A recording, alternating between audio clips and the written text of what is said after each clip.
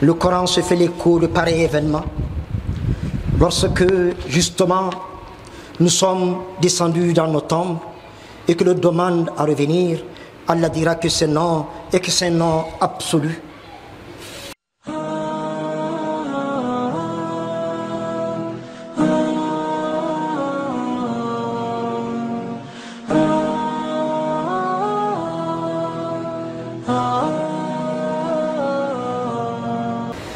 Dis-leur, cette mort que vous fuyez viendra certainement un jour vous surprendre. Vous serez ensuite ramenés devant celui qui connaît aussi bien le monde invisible que le monde visible et qui vous rappellera tous vos actes. Chapitre 62, Surat al-Jum'a, verset 8. Redoutez le jour où vous serez tous amenés à comparaître devant Allah et où chacun sera largement rétribué selon ses œuvres sans subir la moindre injustice. Chapitre 2, Surat al-Baqarah, verset 281. Les louanges, toutes les louanges sont à Allah, qui nous a donné en cadeau la mort pour que la vie ait un sens. En cadeau la guerre pour que la paix ait un sens. En cadeau la maladie pour que la santé ait un sens. En cadeau le silence pour que la parole ait un sens. En cadeau la fatigue et les peines pour que le repos et les joies aient un sens. Louange à Allah qui a créé toutes choses et son contraire pour que l'existence ait un sens. Louange à Allah en toutes circonstances. J'atteste qu'il n'y a de Dieu qu'Allah, un sans associé.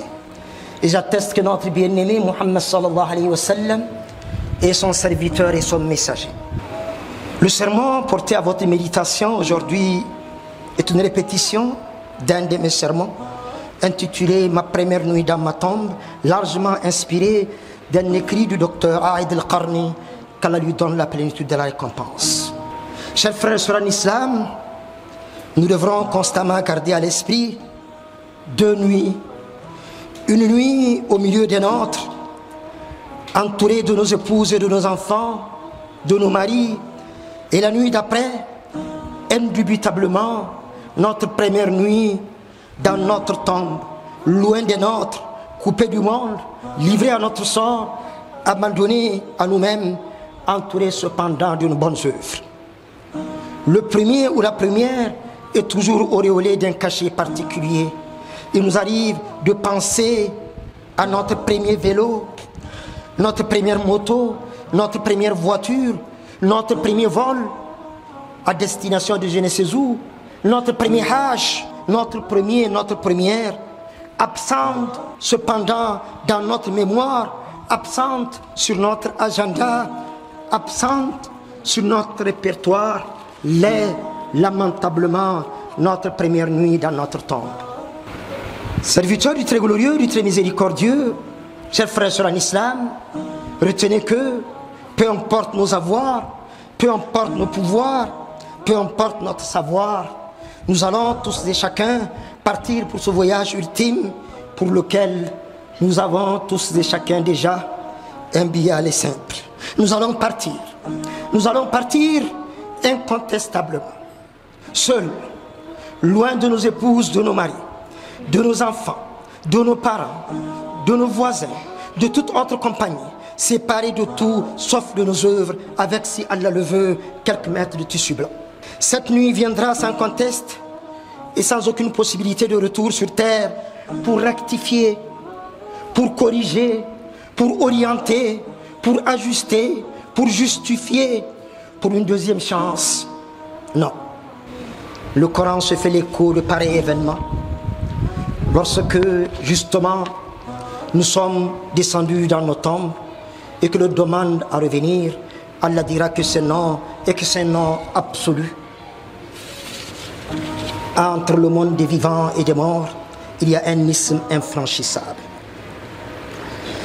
Convenez avec moi cependant, chers frères et sœurs en islam, que la première nuit dans la tombe n'est pas identique pour tout le monde et que la qualité de l'accueil dépend de la qualité de celui qui est enterré et de la qualité de ceux qui sont chargés de le descendre sous terre. Le messager d'Allah sallallahu alayhi wa sallam a dit que, selon une variante, lorsque 40 personnes, selon une ordre, lorsque 100 personnes qui ont une foi véritable s'arrêtent devant la dépouille mortuaire de leurs frères, de leurs sœurs en islam, même s'il y a un gap à combler pour accéder au paradis, Allah dans sa grâce infinie va s'en charger. Serviteurs du très glorieux, du très miséricordieux, chers frères et sœurs en islam, quand nous sommes au sommet de la gloire et du pouvoir, subjugués et obnubilés par nos avoirs, quand Satan nous tire vers le bas, pendant que nous tentons de nous élever vers le haut, vers le sublime, quand nous tombons dans le piège de la suffisance, avons-nous seulement le temps de nous rappeler un temps soit peu de notre première nuit dans notre tombe? On rapporte qu'un jour, Abu al-Atahiya, en rencontrant un roi, séduit et obnubilé par la somptuosité de ce nombreux palais, construits à Bagdad, lui récita ces quelques vers en guise de félicitations. Vis autant que tu voudras dans le confort et l'opulence, à l'ombre de tes somptueux palais.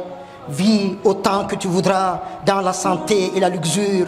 Vis en 1000 ans, 1 million, tu vivras dans l'aisance des jours et des jours. Tu auras tout ce que tu voudras à disposition et à profusion en termes de mets et de boissons. Mais n'oublie jamais que lorsque les âmes monteront à la gorge et que tu commenceras à gargariser, tu te rendras compte ce jour-là combien tu as été lamentablement dans l'orgueil, dans l'ego et dans la suffisance. À ces mots, le sultan tomba à larmes et s'évanouit. Serviteurs du très glorieux, du très miséricordieux, chers frères et sœurs en islam, en parlant de notre première nuit dans notre tombe, nous ne saurions être plus ou moins complets sans partager avec vous cette heureuse annonce faite dans le Coran, sous la plume et par le verbe du maître de l'univers lorsqu'il dit, exalté soit-il, ceux qui affirment notre Seigneur est Allah et se conduisent avec droiture, à ceux-là les anges descendent sur eux au moment de la mort. Quels anges?